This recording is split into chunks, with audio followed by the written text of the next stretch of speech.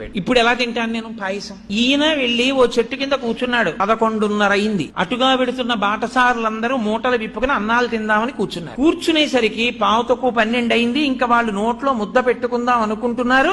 దారి దొంగలు వస్తున్నారన్నారు. వీళ్ళందరూ విప్పిన మూటలు విప్పినట్టు వదిలేసి పారిపోయారు. ఈయనొక్కడు మాత్రం అయ్యి బాబు ఇప్పుడు పారిపోవడం ఎందుకు, మనం 12 అయిపోతోంది, మనం ఎవ్వరికంటా పనకూడదని ఓ ఆ చెట్టే ఎక్కి పైన కూర్చున్నాడు. దొంగలు వచ్చారు. 5 నిమిషాలు తక్కువ 12 అయింది. ఒరే మంచి ఆకలి మీద ఉన్నాం, భలే ఉందిరా, అన్ని పాయసాన్నాలే, ఒరే పాయసాన్నం మిగిలిందిరా తినేద్దాం అన్నారు. ఒరే ఆగండి, వాళ్ళు అన్ని పట్టుకెళ్లిన వాళ్ళు పాయసాన్నాలు ఎందుకు వదిలేశారా?